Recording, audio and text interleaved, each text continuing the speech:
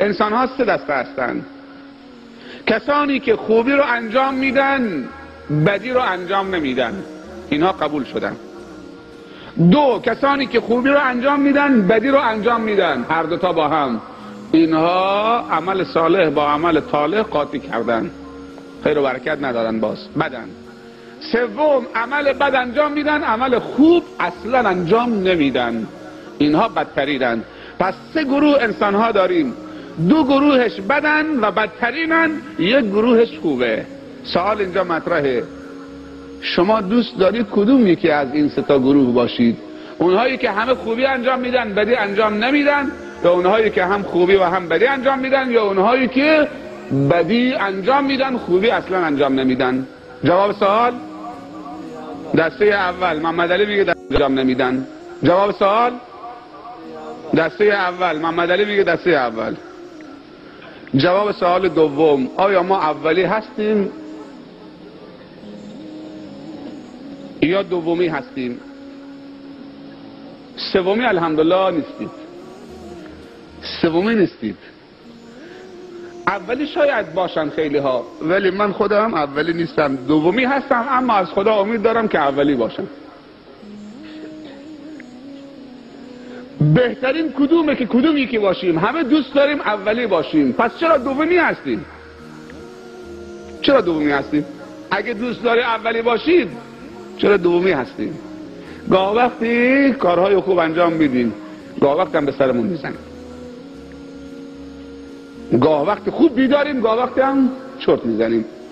حالا خدا بکنه که در حد چرت باشه، در حد خواب نباشه. خواب هم چند نمونه داریم: خواب سبک داریم و خواب سنگین خرسی داریم. خواب خرسی اگر مسلمونی در خواب خرسی فرو بره، باور بکن با این سر سوزن و نمیدونم اصلا بیدار نمیشه. در حدیث وارد شده که مردم همه خوابند، وقتی که اجلشون رسید بیدار میشن. مردم همه خوابند، وقتی که اجلشون رسید حالا بیدار میشه، چشمشو باز میکنه، این جمله رو میگه: رب ارجعون. خدایا حالا که بیدارم کردی، بیدار شدم، دارم همه چی رو میبینم، حالا منو به دنیا بر بگردان. رب ارجعون، منو به دنیا بر بگردان، شاید عمل صالح انجام بدم. میگه کلا، الان دیگه وقتش تمام شد.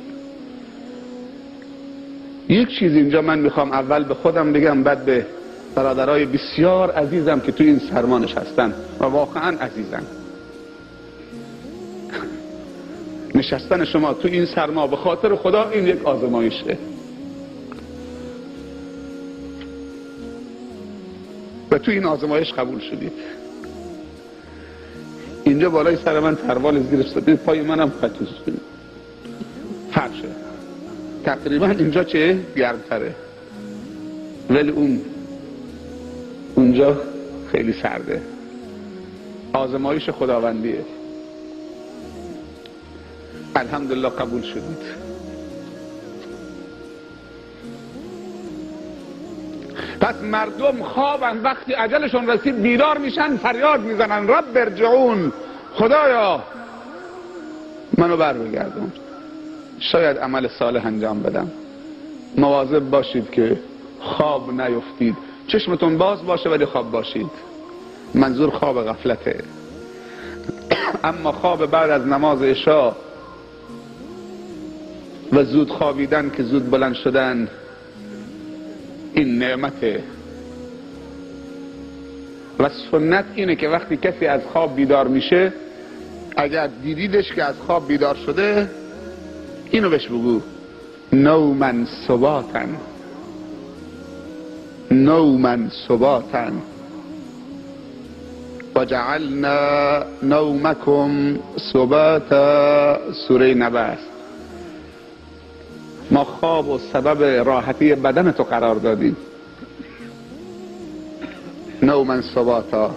امیدوارم، از خدا میخواهم که خواب تو رو ثبات قرار بده، که بدنت استراحت کرده باشه و در این استراحت دوباره قدرتش رو به دست بیاره، دوباره از خواب که بیدار شد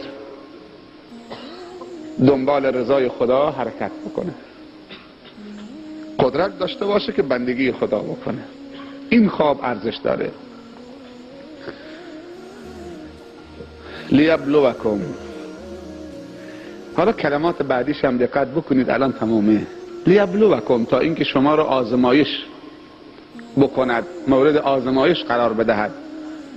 با چی؟ ایکم، کدوم یکی از شما احسن عملا، بهترین عمل انجام میده. احسن عملا. خوب دقت بکنید این نقطه رو، احسن و عمل. پس صحبت از احسن کرده، صحبت از زیاد نکرده. گفته بهترین، نگفته زیادترین. خیلی دقیق تعبیر قرآن. نگفته لیبلوکم ایکم اکثر عملا، و نگفته لیبلوکم ایکم احسن قولا. خوب دقت بکنید، این دوتا رو نگفته. گفته لیبلوکم ایکم احسن عملا، گفته تا اینکه شما رو آزمایش قرار بده کدوم یکی از شما بهترین عمل انجام میده، نه بهترین سخنرانی میکنه. پس کسی نگه کاش که من جای فلانی پشت میکروفون بدم صحبت شیرین میکردم، همه گوش میدادن، من مشهور میشدم. باور بکنی من دارم زجر میکشم، جرأت ندارم جایی برم. اگر رفتم تو مسجد نماز بخونم، ها شیخ چند کلمه چند خواهش کنم، چند کلمه سخنرانی بکن، پدرت خوب، مادرت خوب، بس بابا، باشه حالا گلم میکنه، باشه فلانجا خوب میری سخنرانی میکنی، نوبت ما که رسید حالا گلو درد میکنه، خسته هستی، حوصله ندارید.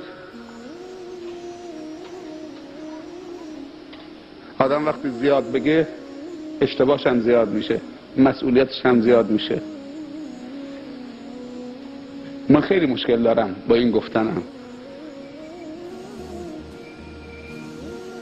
فقط دعا بکنیم که خداوند ما را احسن الاقوال قرار نده، بلکه این اقوال زیبا اگر زیبا هست، احسن هست، تبدیل به احسن الاعمال هم بکنه در خودمون و در شما. پس خداوند اینجا خیلی دقیق گفته تا این که نگاه بکند کدوم یکی از شما بهترین، نگفته زیادترین، بهترین عمل انجام میده، نه زیادترین عمل. زیاد مطرح نیست، کمیت مطرح نیست، کیفیت مطرحه. حالا سوال اینجاست، یه نفر سوال میکنه بهترین عمل، احسن عمل از نظر خدا چه عملیه؟ علما میگن، مفسرین برید تفسیر باز بکنید، نوشتن احسن عملا اخلصه و اصوبه. دو چیز، اخلص و اصوب، همه تون عربی بلدید. اخلصه و اصوبه، بهترین اعمال نزد خدا خالصترین اعماله که اخلاص داشته باشی، نیتت خدایی باشه، و اصوبه و درستترینش و صحیحترینش. پس خالصترین باید نیت خالص داشته باشه اگر بهترین عمل میخواید، و صحیحترین عمل انجام بدید. خالصترین اون که نیتش خالصانه به خاطر خدا باشه، و صحیحترین عمل اینه که اون عملی که انجام میدی طبق راه و روش و سنت پاک رسول خدا صلی الله علیه و سلم باشه، یعنی سلیقه شخصی نباشه. اگر من درآوردی بود از خودت تراشیدی، سلیقه شخصی بود، اون بهش میگن بدعت، نمیگن که احسن العمل. پس احسن العمل یعنی چی؟ بهترین اعمال. چه عملی احسن العمله که خدا قبول میکنه؟ بگید خالصترینش و صحیحترینش. چه عملی خالصترینه؟ اون که نیتش خالص به خاطر خداست. و چه عملی صحیحترینه؟ اون عملی که طبق سنت پیامبر صلی الله علیه وسلم چه انجام میشه. اگر کسی این طرف قبله است، رو به این طرف بکنه، بگه هم الله اکبر، دستم ببند رکوع بکنه، نمازش درسته؟ نه. اگه سوره بقره هم بخونه نمازش درست نیست. اگه گریه هم بکنه تو نمازش درست نیست. چرا؟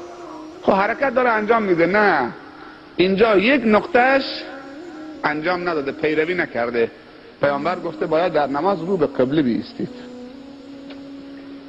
این پشت به قبله کرده فقط. اگر وضو داره، طهارت داره، الحم میخونه، تکبیر، همه مسائل نماز رو انجام میده، فقط پشت به قبله کرده. این صحیح نیست، احسن العمل نیست، چون که صحت نداره. صحتش چون که پیروی نداره. بعد از اینکه اینها رو گفت، حالا در دو جمله آیه رو خاتمه میده: و هو العزیز الغفور. اصلا چه ارتباطی داره بین اون دوتا آیه و قدرت نمایی خداوند و بین این عزیز و غفور؟ میگه و هو العزیز، الله عزیزه. تعریف عزیز چیه؟ یکی از اسامی پاک الله عزیزه. در تعریف عزیز گفتن که الغالب الذی لا یغلبه شیء. الله کسی است که همیشه غالبه و پیروزه و برتره و کسی نمیتونه اونو مغلوب بکنه. سبحان الله. یعنی اگر تو احسن عمل انجام ندادی، تابع خدا نشدی، اینو بدون که و کسی نمیتونه اونو مغلوب بکنه. سبحان الله. یعنی اگر تو احسن عمل انجام ندادی، تابع خدا نشدی، اینو بدون که نمیتونی خدا رو مغلوب بکنی و شکست بدی. خدا عزیزه.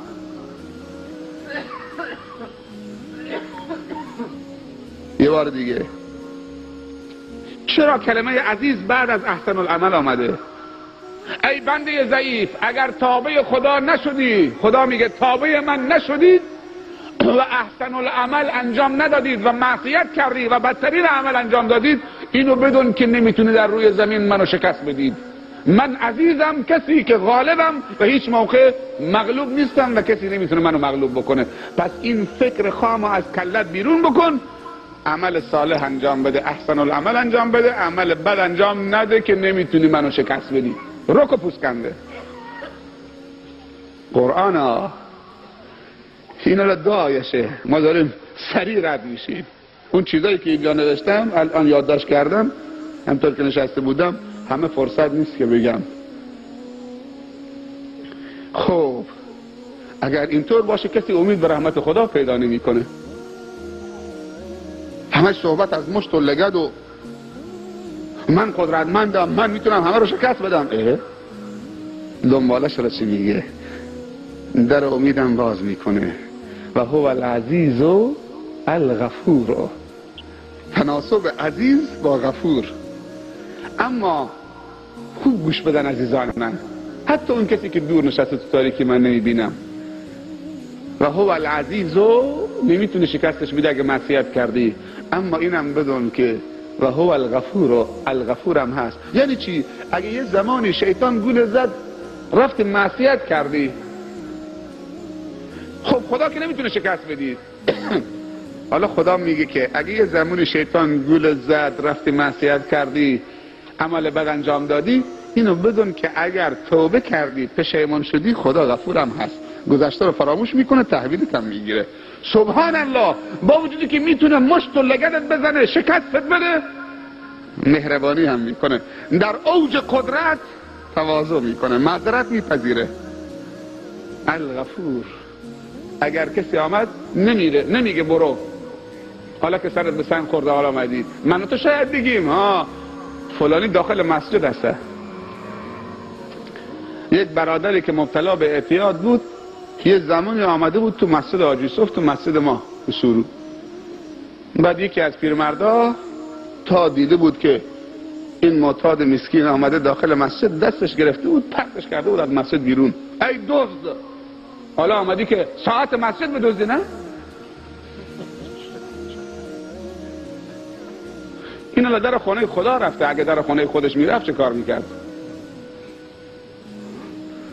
این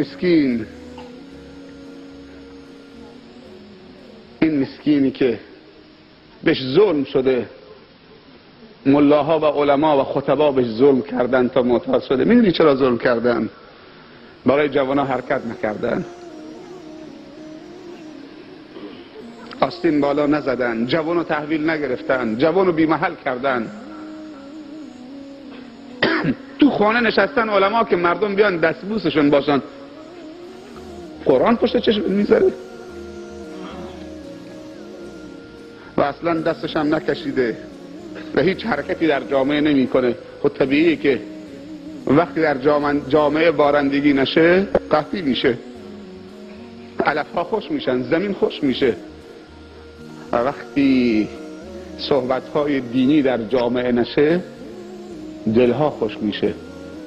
همطوری که بارندگی زمین رو سرسبز میکنه و بهار تولید میکنه و زمین زنده میشه، صحبت‌های دینی دل رو سرسبز میکنه و در اونجا بهار تولید میکنه و حیات رو در دل دوباره زنده میکنه و احیا میکنه.